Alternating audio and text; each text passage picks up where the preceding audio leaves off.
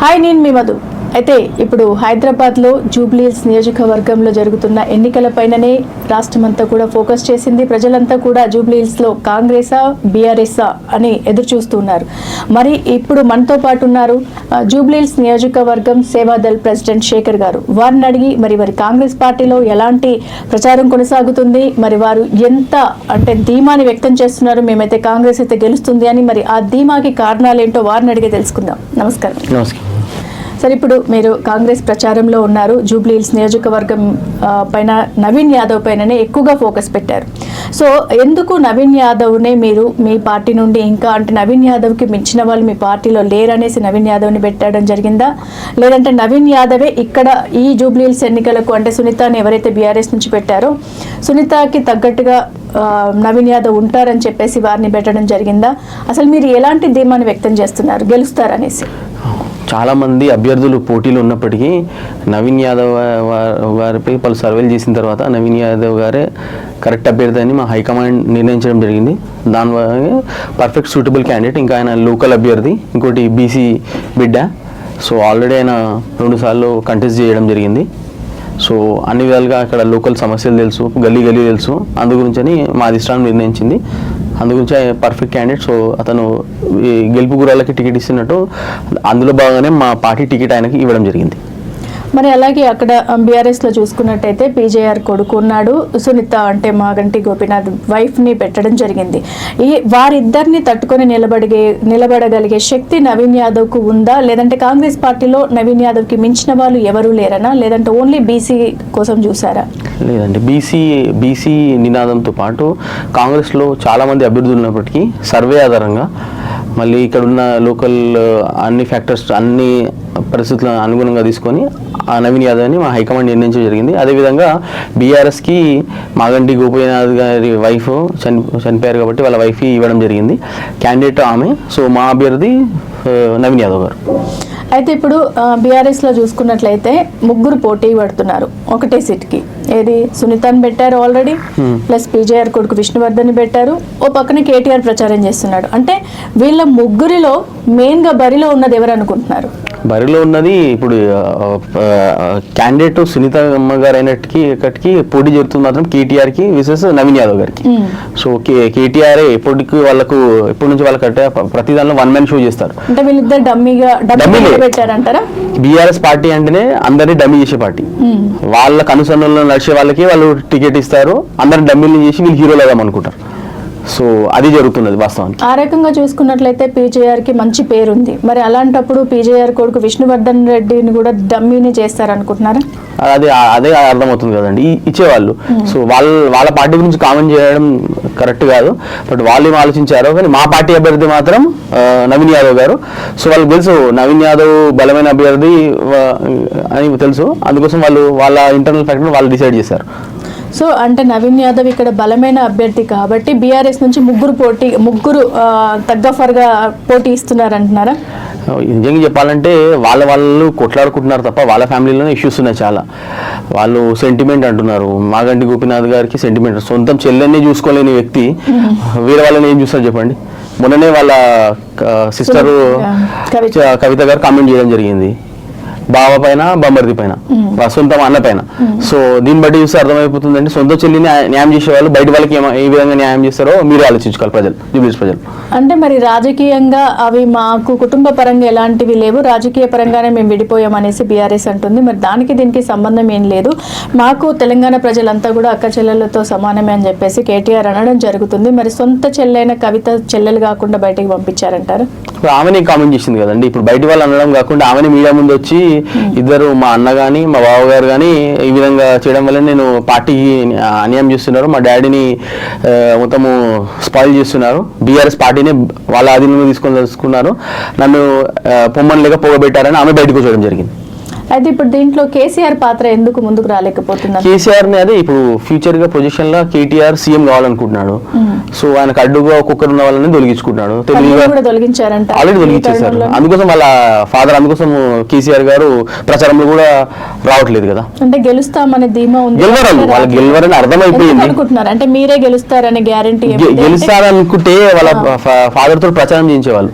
Father అంటే ఇప్పుడు health బాగాలేదు అది అని చెప్తున్నారు. కాకపోతే ఇక్కడ ప్రజల్లో ఒక వ్యతిరేకత ఏముందంటే 6 హామీలు ఇచ్చారు కానీ 6 హామీలు నెరవేర్చట్లేదు కాంగ్రెస్. మళ్ళీ ఒకటి హైడ్రా ఒకటి ప్లస్ ఇచ్చిన హామీలు ఏవైతే ఉన్నాయో ఆ స్కూటీలు అన్నారు, మహిళలకి 2500 అన్నారు, అవన్నీ ఎక్కడ ఇస్తున్నారు అని చెప్పేసి బీఆర్ఎస్ వాళ్ళని అంటే మోటివేట్ చేస్తున్నట్టుగా అనిపిస్తుంది. మరి దీన్ని మీరేమంటారు? మీరు అన్నట్టు 10 సంవత్సరాలు బీఆర్ఎస్ ఉన్నప్పుడు మాకంటే ఒక 1000 హామీలు ఇచ్చారు. మేము ఇచ్చిన 6 హామీలు అట్లీస్ట్ 4 హామీలన్నా మేము ఆల్రెడీ కంప్లీట్ చేసాం. దట్టు రిమైనింగ్ హామీలు కూడా త్వరలోనే స్టార్ట్ చేస్తాయి. మేము ఎప్పుడైతే మేము మేనిఫెస్టో ఇచ్చినప్పుడు 2023 ఎలక్షన్స్కి వెళ్ళినప్పుడు మేము ఇంతగానము అప్పులలో రాష్ట్రం కూరుకొని పోయిందని మాకు తెలియదు. మేము అనుకున్నాం ఒక 3 లక్షల కోట్లు అప్పులు అనుకున్నాం. కానీ మేము వచ్చిన తర్వాత అధికారం ఎక్స్పెక్ట్ చేశారు మీరు? అంటే ఇప్పుడు చూస్తున్న దాంట్లో ముందు సర్వేలు ఏం చేసుకోలేదంటారా? అంటే మీరు ఎక్స్పెక్ట్ చేసిన అంటే మేము మా ఇంటర్నల్ గా బడ్జెట్ దీనికి ఇంత మేము ఆల్రెడీ పెట్టుకున్నాం. బట్ మాకు అధికారంకి వచ్చిన తర్వాత మాకు యాక్చువల్ రిజల్ట్స్ తెలుస్తాయి కదా. సో ఎవ్రీ మంత్ 18,000 crores మనకు సాలరీస్ కానీ గవర్నమెంట్ ఎంప్లాయీస్ కి సాలరీస్ కానీ మిగతా అన్నిటికీ ఫస్ట్ ఆ ప్రియారిటీ చూసుకుంటాం. సో వాళ్ళని ఇప్పుడు చూడండి కేసీఆర్ గారు ఉన్నప్పుడు ప్రతి గవర్నమెంట్ ఎంప్లాయీకి 15th తర్వాతనే శాలరీ వచ్చేది. మా ప్రభుత్వం వచ్చిన తర్వాత 5 తారీఖు లోపలనే శాలరీ పడుతున్నాయి గవర్నమెంట్ ఎంప్లాయీస్. మీరు క్రాస్ చెక్ కూడా చేసుకోవచ్చు. అయినా ప్రజల్లో ఎక్కడ సంతృప్తి కనిపించట్లేదు కదా. సంతృప్తి కేసీఆర్ అండ్ ఫ్యామిలీ వాళ్ళకు సంతృప్తి లేదు. ప్రజలు సంతృప్తిగానే ఉన్నారు. వాళ్ళ ఫ్యామిలీకి సంతృప్తి, ఎందుకంటే వాళ్ళ అధికారంకి దూరమైంది కానీ వాళ్ళే సంతృప్తిగా లేదు. పదవులు పోయినాయని అసంతృప్తి. పదవులు లేకపోతే ఉండలేరు వాళ్ళు. ఇప్పుడు కూడా కేటీఆర్ నేనే సీఎం అని నిర్వహిస్తున్నాడు. అసలు ఎప్పుడు కూడా రాడాయన. ఆయన ఏంటంటే ఇప్పుడు ఈ నెక్స్ట్ టైం కూడా అధికారం వచ్చేది మా కాంగ్రెస్ ప్రభుత్వం. నెక్స్ట్ టైం అంటే ఇప్పుడు నెక్స్ట్ టైం ప్రభుత్వం మీదే ఫామ్ అవుతుందని అంటున్నారు. ఇప్పుడు ఇచ్చిన హామీలలో ఎక్కువగా కూడా మనకు బస్సు ప్రయాణాలలో ఫ్రీ టికెట్ కూడా కొంతమంది ఎవరు ఏమన్నారు అని అడుగుతున్న పరిస్థితులు కూడా ఏర్పడుతున్నాయి. దానికి తోడుగా ఆటో డ్రైవర్లు నిరసనలు చేయడం జరుగుతుంది. ఇవన్నింటికి మీరు అంటే ముందు ఫ్యూచర్లో ఇంకా 3 సంవత్సరాలు ఉంది మీ పాలన, మరి దాంట్లో ఎలాంటి నిర్ణయాలు తీసుకోవాలి అన్నట్టు బీఆర్ఎస్ వాళ్ళే ఇది ప్రపగండా చేస్తున్నారు. యాక్చువల్లీ వేరే దగ్గరలో ఇప్పుడు ఎగ్జాంపుల్ మా జూబ్లీస్ నియోజకవర్గంలో కొన్ని ఏరియాలో బస్సు రూట్ లేదు. మొన్న రీసెంట్గా మా షేక్పేటలో బస్సు కావాలని మా మంత్రి వారికి విన్నపం వేయడం జరిగింది. ఇమీడియట్గా స్టార్ట్ చేశారు. అక్కడ ఉన్న అందరు ప్రజలు చాలా హ్యాపీగా దాన్ని యూజ్ చేసుకోవడం జరుగుతుంది మహిళలు. సో బీఆర్ఎస్ ఉన్నప్పుడు ఆల్రెడీ బస్ రన్ అవుతుండే, సో వాళ్ళు ఆపేశారు. మనం మా మంత్రి గారి దృష్టికి అక్కడ ఉన్న ప్రజలు రిక్వెస్ట్ చేయడం జరిగింది, సార్ కొంచెం మాకు బస్సు వేయండి, రూట్ ఏంటంటే ఇమీడియట్గా రిలీజ్ చేయడం జరిగింది. సో దాన్ని బెనిఫిట్ పొందుతున్నారు. వీళ్ళకు కళ్ళు మంటలు జరుగుతున్నాయి. అరే ఎవరైనా మిడిల్ క్లాస్ ఫ్యామిలీ వాళ్ళకు ఫ్రీలో వస్తుందంటే వాళ్ళు నమ్మలేకపోతున్నారు. కానీ అంటే ఇప్పుడు బస్సు ప్రయాణాలలో ఫ్రీ టికెట్స్ కోసం అని చెప్పేసి బస్సులను తగ్గించడం కూడా జరిగింది అని అంటున్నారు. ఇది ఏమన్నా అంటే నేను జనరల్గా అడుగుతుంది ఏంటంటే దీని ఎఫెక్ట్ ఈ ఎలక్షన్స్ పైన ఏమైనా పడే అవకాశం ఉందంటారా? ఎలక్షన్స్ పైన ఏమీ ఉండదండి. సో ఇది వాస్తవంగా వాళ్ళు ఇంటర్నల్గా ఏదైతే ఆక్యుపెన్సీ ఉంటుందో దాని ప్రకారమే వాళ్ళు ఇంటర్నల్గా అడ్జస్ట్మెంట్ చేసుకుంటారు తప్ప కానీ స్పెషల్లీ ఈ ఎలక్షన్స్ గురించి అంటే ఏముండదు. మా గౌరవ మంత్రివర్యులు పొన్నం అన్నగారు కానీ అవన్నీ చూసుకుని దాని మీద ఏదైతే అవసరం ఉంటుందో దానికి అనుగుణంగా డిపెండింగ్ ఆన్ రిక్వెస్ట్ కానీ అవైలబిలిటీ కానీ దాన్ని బట్టి వాళ్ళు షిఫ్ట్ చేంజ్ చేస్తుంటారు తప్ప పర్టికులర్లీ జూబ్లీ సెలక్షన్స్ కానీ అట్లా ఏమి ఉండదు. మీరు స్పెసిఫిక్గా ఇప్పుడు ఈ ప్రచారము ప్రారంభించిన దగ్గర నుండి స్పెసిఫిక్గా మీకు బాగా హార్ట్ టచ్ అయిన సమస్యలు ఏమనిపించాయి? అంటే దీన్ని వెంటనే ఇప్పుడు నవీన్ యాదవ్ గెలవగానే దీన్ని సార్ట్అవుట్ చేసే సమస్యలు ఏమైనా మీ దృష్టికి వచ్చాయా? చాలా సమస్యలు అండి. లైక్ ఎగ్జాంపుల్ సీసీ రోడ్లు లేవు, డ్రైనేజ్లు లేవు. సో బీఆర్ఎస్లో ఉన్నప్పుడు ఏంటంటే రోడ్లు వేసేస్తుండే, అది కరెక్ట్గా ఉండకపోతుండే సగం. సో ఫస్ట్ రోడ్ వేసే ముందు డ్రైనేజ్ సమస్య ఉంది. డ్రైనేజ్ కంప్లీట్ అయిన తర్వాత సీసీ రోడ్ వేయాలి. వీళ్ళు ఏంటంటే డ్రైనేజ్ క్లియర్ చేయకుండా అది చేస్తుండే, దానివల్ల డ్రైనేజ్ ఏమైనా సమస్య అంటే రోడ్లు పగలగొట్టాల్సి వస్తుంది. సో అన్ని పాలన కూడా అస్తవ్యస్తం చేసి వాళ్ళు కాంట్రాక్టర్లతో కుమ్మక్కయి అదేవిధంగా కాళేశ్వరంలో ఏదైతే అవినీతికి పాల్పడ్డారో ఈడ కూడా అట్లనే చేశారు. సో కాళేశ్వరం అంటే పెద్ద ప్రాజెక్ట్, ఇక్కడ చిన్న చిన్నవంతా కూడా మా వల్లనే అభివృద్ధి జరిగింది, కానీ కాంగ్రెస్ ప్రభుత్వం 2 సంవత్సరాలు అవుతుంది పాలనలోకి వచ్చి, కానీ ఇక్కడ వేసిన గొంగళ అక్కడే ఉంది అని చెప్పేసి కేటీఆర్ విమర్శించడం జరుగుతుంది. కేటీఆర్ గారికి విమర్శన తప్ప ఇంకేం లేదండి. ఎందుకంటే 10 సంవత్సరాలు వాళ్ళ అధికారం ఉన్నప్పుడు జూబ్లీస్ లో గత 3 నెలలుగా 180 కోట్ల అభివృద్ధి కార్యక్రమాలు ఇవ్వడం జరిగింది. సో ఆడ మేము ఓన్లీ 3 నెలల్ని చూస్తే 180 కోట్ల అభివృద్ధి కార్యక్రమాలు చేసి ఇంకా 3 సంవత్సరాల అధికారం, ఇంకా ఎక్కువ ఎన్నో మేము అభివృద్ధి కార్యక్రమాలు చేస్తాం. ఒకవేళ మీరు అన్నట్టు వాళ్ళు చేసేది ఉంటే వాళ్ళు ఎక్కడ పోయినా చెప్పండి. మీరు ఫ్యాక్ట్గా మీరు వచ్చి చూస్తే గల్లీలో ప్రతి గల్లీలో వాటర్ సమస్య కానీ, డ్రైనేజ్ సమస్య కానీ, దోమల సమస్య కానీ, ప్రతి ఇంట్లో సమస్యనే ఉంది. ఎలక్ట్రిసిటీ ఇంటి ఎదురుగానే ఎలక్ట్రిసిటీ పోల్లు ఉన్నాయి. సో దానివల్ల ఎప్పుడన్నా మహిళలు కానీ చిన్నపిల్లలు కానీ చనిపోవడం జరుగుతుంది. సో అవన్నీ మేము రిమూవ్ చేయడం జరిగింది. మా గౌరవ మంత్రి వర్యుల దృష్టికి, వివేక్ స్వామి గారికి దృష్టికి తీసుకెళ్ళినప్పుడు ఆయన ఇమీడియట్గా చూసి అవన్నీ రిమూవ్ చేయడం జరిగింది. ఇప్పుడు నవీన్ యాదవ్ ఇక్కడ మెయిన్ మోటోగా కనిపిస్తున్నారు. మరి మీకు బీఆర్ఎస్కి మాత్రమే ఇక్కడ పోటీ కనిపిస్తుంది. మరి బీజేపీ నుంచి అభ్యర్థిని మీరు మొత్తం అసలు జీరోగా తీసి పక్కన పెట్టేశారా? యాక్చువల్లీ పోటీ జరుగుతుంది Congress is equal to BRS plus BJP. So internal గా బీజేపీ వాళ్ళు వాళ్ళకి సపోర్ట్ చేస్తున్నారు. మొన్న గత పార్లమెంట్ ఎలక్షన్స్లలో బీజేపీకి 8 సీట్లు వచ్చాయి. రావడానికి కారణం ఏంటంటే వీళ్ళు డమ్మీ అభ్యర్థులను పెట్టి ఓట్ ట్రాన్స్ఫర్ చేయించారు. అదే గత అసెంబ్లీ ఎలక్షన్స్ లో 38% ఉన్న ఓట్ షేర్ బీఆర్ఎస్ ది 22% పడిపోయింది. సో దానికి రీజన్ ఏంటి? ఇంటర్నల్ గా డమ్మీ క్యాండిడేట్ పెట్టి ఒకరికొకరు సహకరించుకోరు, ఓట్ ట్రాన్స్ఫర్ చేశారు. దానివల్ల వాళ్ళకి 8 సీట్లు వచ్చాయి, వాళ్ళకు 0 సీట్ వచ్చాయి. మరి ఈ రకంగా చూసుకున్నట్లయితే ఇప్పుడు బీజేపీ బీఆర్ఎస్ ఒకటని మీరే అంటున్నారు. అలాంటప్పుడు నవీన్ యాదవ్ గెలుస్తాడని ఏ కాన్ఫిడెంట్ తో చెప్తున్నారు? ప్రజలు తెలుసు కదా, బీఆర్ఎస్ బీజేపీ ఒకటని తెలుసు. సో ఇక్కడైనా దమ్ములోని నిలవాలంటే 2-3 ఏకమవుతారు. సో అదేవిధంగా బీఆర్ఎస్ బీజేపీ ఒకటయ్యి ఆయనను ఎదుర్కోవడానికి చూస్తున్నారు. అయినా కానీ మా నవీన్ యాదవ్ గారు 100% గెలుస్తారు. అంటే నవీన్ యాదవ్ గారి దృష్టికి వచ్చిన సమస్యలు ఏంటి, అసలు ఇక్కడ ఆయన చేస్తున్న అంటే నెక్స్ట్ ఎలాంటి కార్యాచరణ చేయాలనుకుంటున్నారు? If in case Naveen Yadav గెలిచాడని అనుకుందాం, గెలిచిన తర్వాత ఆయన మొదటగా చేయాల్సిన పనులు ఏమైనా మీ దృష్టికి వచ్చాయా? గెలిచారనుకున్నాను, ఆల్రెడీ గెలిచిపోయాడు. Just we are hoping for majority. ఎంత మెజారిటీ అదే మేము చూస్తున్నాము. ఎంత మెజారిటీతో గెలుస్తారనుకుంటున్నారు? 10 నుంచి 15,000 మెజారిటీతో గెలుస్తున్నారు. ఓకే, సో అంటే ఏ పనులు చేయబోతున్నారు? లైక్ ఆల్రెడీ తీసుకున్నాము. ఆల్మోస్ట్ 180 కోట్ల అభివృద్ధి కార్యక్రమం ఆల్రెడీ చేసాము. ఇంకా కొన్ని because of the election notification వచ్చింది. బిఫోర్ నవీన్ యాదవ్ కదండి మీరు 180 కోట్లు. అదే ఇప్పుడు బిఫోర్ మీరు అర్థం చేసుకోండి. బిఫోర్ నవీన్ యాదవ్ ఎంత ఉందంటే ఆఫ్టర్ గెలిచిన తర్వాత ఇంకా 3 సంవత్సరాల సమయం ఉంది మాకు.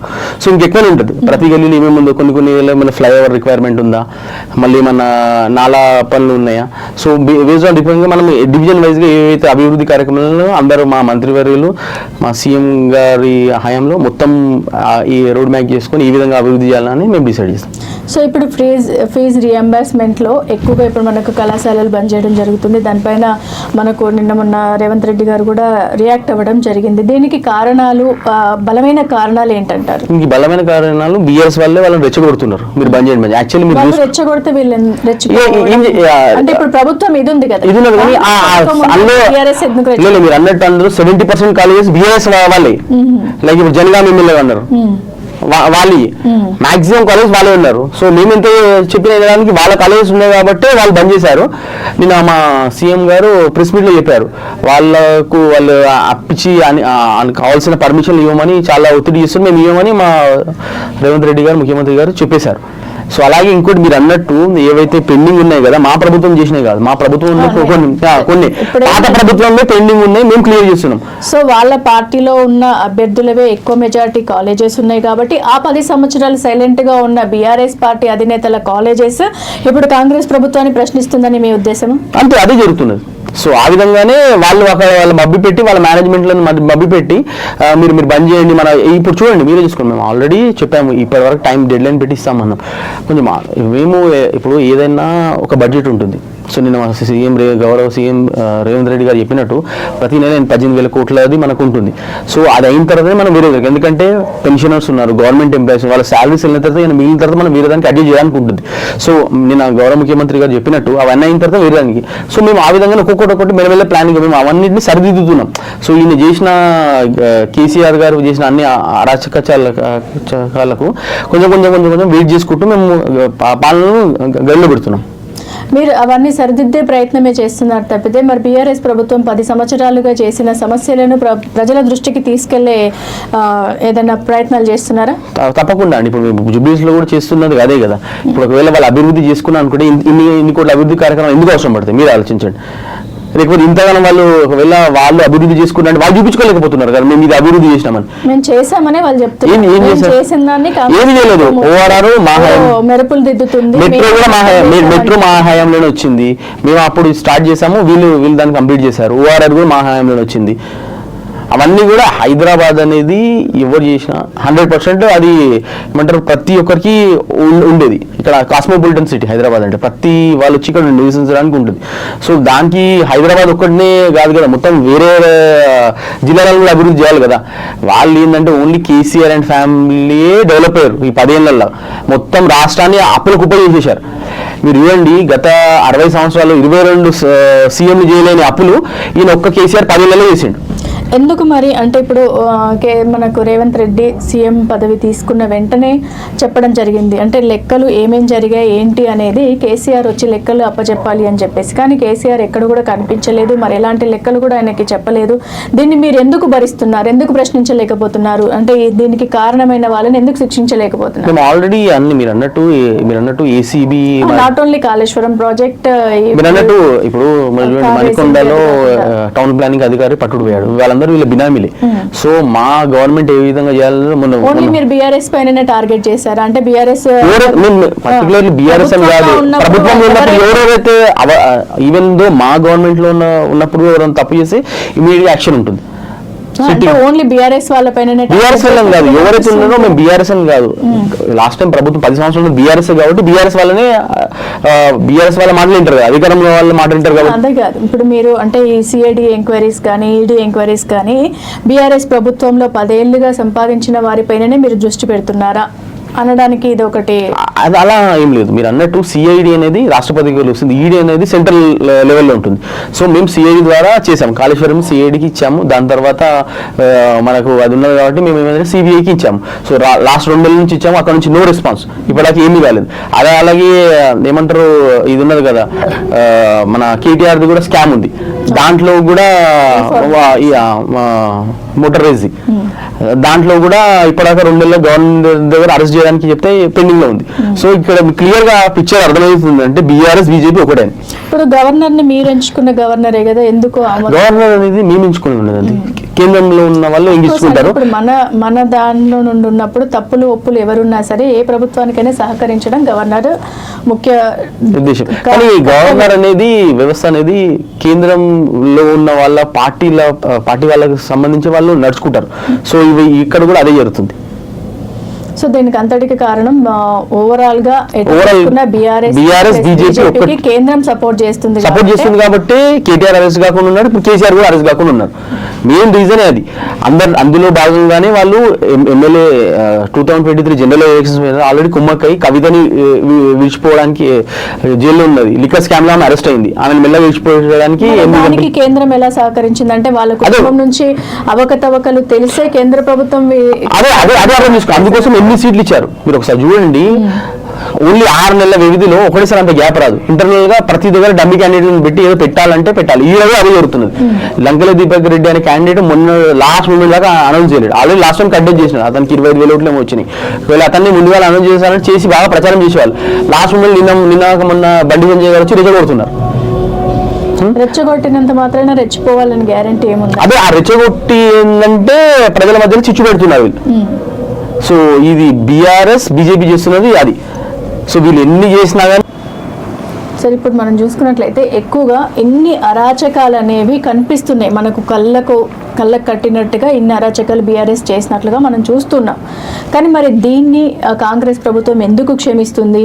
కేంద్రం పైన ఎందుకు ఒత్తిడి తీసుకురాలేకపోతుంది? కేవలం కేంద్రంలో మీ ప్రభుత్వం లేకపోవడం వల్లనేనా? అట్లాంటి మీరు అన్నట్టు దీనికన్నా ముందు కేంద్రంలో మా ప్రభుత్వం ఉన్నప్పుడు 2G స్పెక్ట్రంలో రాజా గారు ఉన్నప్పుడు మా ప్రభుత్వం వాళ్ళే అరెస్ట్ చేశారు. అదే కాకుండా వైఎస్ రాజశేఖర రెడ్డి గారు చనిపోయిన తర్వాత జగన్ గారు కూడా అవినీతిలో కూరిపోయిన మా గవర్నమెంట్ అరెస్ట్ చేసింది. సో మా కాంగ్రెస్ గవర్నమెంట్ ఎవరిని సహించదు. స్పెషల్లీ అవినీతి దాంట్లో. బీజేపీ వాళ్ళు ఏంటంటే బీజేపీ వాళ్ళ దగ్గర దూరంగా ఉన్నప్పుడు వాళ్ళు అవినీతి మరకలు, వాళ్ళ దగ్గరికి పోతే మంచి వాళ్ళ వాషింగ్ పౌడర్ నిర్మాలగా అయిపోతారు వాళ్ళు. సో ఆల్రెడీ కవితనే మొత్తం ప్రచారం చేసింది. సో కవితతో ఎప్పుడైతే వీళ్ళు టైఅప్ అయ్యారో 8 సీట్లు పోయాయి కాబట్టి వాళ్ళు క్లీన్ ఇమేజ్ తోటి 8 సీట్లు అక్కడ ఇచ్చేశారు. సో దీన్ని బట్టి చెప్పేది ఏంటంటే స్కామ్లు స్కీమ్ల గవర్నమెంట్ ఏదంటే కేసీఆర్ గవర్నమెంట్. గత 10 సంవత్సరాలుగా గొర్రెల దాంట్లో 4,000 కోట్ల అవినీతి జరిగింది. ఈవెన్ బైక్ల పైన కూడా గొర్రెలను తీసుకుని అదొక 1,000 కోట్ల దాకా స్కామ్ చేశారు. సో మీలాంటి సామాజిక స్పృహ కలిగిన జర్నలిస్టులు దీన్ని బయట పెట్టారు. సో దీనికి చెప్పదలుచుకుంది ఏంటంటే మొత్తము ఉన్న ఖజానంతా దోచుకున్నారు KCR and family and company. So మొత్తం ఖజానా లూట్ చేసిరు. మా గౌరవ ముఖ్యమంత్రి రేవంత్ రెడ్డి గారు దాన్ని ఒక్కొక్క విధంగా రూపుదిద్దుకుంటూ వస్తున్నారు. దాన్ని గాడిలో పెట్టే ప్రయత్నం చేస్తున్నారు. ఏం చేసినా బూడిద జల్లుడు. అరే ఎవరైనా మ్యాండేట్ ఇచ్చిన తర్వాత ఒక 6 నెలలు 1 ఇయర్ అవుతారు. ఈయన 2 నెలల నుంచి బయటకు వస్తున్నాడు. వాళ్ళ డాడీ అయితే ఫామ్ హౌస్లో వండుకున్నాడు, సీఎం ఉన్నప్పుడు వండుకున్నాడు, ఇప్పుడు వండుకున్నాడు. సో ఈయన బయటకు వచ్చి ఆయనకు ఆగుతలేదు. ఏమంటే ఎప్పుడు సీఎం అవుతానా, ఎప్పుడు సీఎం అవుతానా, సీఎం చేయాలని బాగా ఆయన జీవితంలో అనుకుంటున్నారు. ఇట్లాంటి పనులు చేసి ఎవరైతారండి? సొంత ఇంట్లోనే సపోర్ట్ లేకపోతే బయట సొంత అక్కనే ఆమె బయటకు వచ్చి మా నాయనను గవర్నమెంట్ రానికుండా చేస్తున్నాడు. మొన్న వాళ్ళ కవితకనే చెప్పింది కదా. ఇంకేమైతే చెప్పండి, సొంత చెల్లెలకి బయట వాళ్ళకి ఏం చేస్తాడు చెప్పండి. అక్క చెల్లెలే అంటున్నాడు కదా, మరి రాష్ట్రం అంతా గెలిపించాలి కదా. కవిత ఒక్క ఓటుతోనే కేటీఆర్ గెలవాడు కదా. గెలవాడు కానీ సొంత ఫస్ట్ ఒకటేంటంటే ఇల్లు చక్క తీసుకుని బయటికి వెళ్ళినా వాడితే బాగుంటుంది. ఇల్లే కరెక్ట్ లేనప్పుడు నువ్వు బయటకు వెళ్ళినా ఎంతలా చెప్పండి. ఇప్పుడు మాగంటి గోపినాథ్ వాళ్ళ వైఫ్ని మాగంటి సింతగాంధిని సెంటిమెంటల్ అంటున్నాడు. సెంటిమెంట్ వర్క్ అవుట్ కాదండి. ఫస్ట్ మీరు దుబ్బాక ఎలక్షన్లో చూసుకున్నారు, సెంటిమెంట్ కాదు. ప్రజలు కూడా ఇప్పుడు ఆల్రెడీ జూబ్లీహిల్స్ నియోజక ప్రజలకు ఒకటే విజ్ఞప్తి, మీకు సెంటిమెంటా డెవలప్మెంటా ఈ 2 దృష్టిలో పెట్టుకొని ఆలోచించండి. మా నవీన్ యాదవ్ గారు మంచి విద్యావేత్త, 24/7 అవైలబుల్ అయిన వ్యక్తి, మా బీసీ ముద్దుబిడ్డ. సో మీకు కన్క్లూజన్గా చెప్పేది ఏంటంటే 11వ తారీఖు మీరు కానీ మీ ఫ్రెండ్స్ గారిని అవేర్నెస్గా ఓటింగ్ పర్సెంటేజ్ పెంచడమే మా లక్ష్యము. సో దాన్ని బట్టి మా అభ్యర్థి 100% గెలుస్తారు. సో ఫైనల్గా మీరు ప్రజలకు ఏం చెప్పాలనుకుంటున్నారు ఇప్పుడు జూబ్లీహిల్స్ నియోజకవర్గం ప్రజలకి? ఏం లేదండి, జూబ్లీహిల్స్ ముద్దు బిడ్డ మా నవీన్ అన్న అడ్డా. సో మీరు ఒకటే చెప్పండి, vote for hand and give mandate for Naveen Yadav and for development. అదే మా ఓకే. ఓన్లీ డెవలప్మెంట్ మీకు కావాలి అనుకుంటే ఖచ్చితంగా మీరు నవీన్ యాదవ్ని గెలిపించాలి అని చెప్పేసి మనకు శేఖర్ గారు చెప్తున్నారు. సో చూద్దాం మరి. Sir thank you so much for your valuable time. చూద్దాం అంటే ఇది ఎక్కడి వరకు వెళ్తుంది. మనకి ఇంకొక వితిన్ 2 డేస్లో మనకి ఎలక్షన్స్ అయితే జరగబోతున్నాయి. మరి దీని తర్వాత కూడా రాబోయే ఎలక్షన్స్ కూడా మనకు జెడ్పీటీసీ కార్పొరేట్ ఎలక్షన్స్ కూడా రాబోతున్నాయి. మరి దాంట్లో కూడా దీని రిజల్ట్ అనేది మనకు కనిపించబోతుంది. ఇంతకు రేపు జరగబోయే ఎలక్షన్స్లలో ప్రభుత్వము పట్ల మీకున్న ఉద్దేశం ఏంటి, మీరు ఏమనుకుంటున్నారు, మీ అభిప్రాయాన్ని కామెంట్ రూపంలో తెలియచేయండి. సో మనం కూడా వెయిట్ చేద్దాము, ఎందుకంటే వితిన్ 4-5 డేస్లోనే మనకు రిజల్ట్ కూడా వస్తుంది కాబట్టి మరి బీఆర్ఎస్ఆ కాంగ్రెసా అనేది. So keep watch.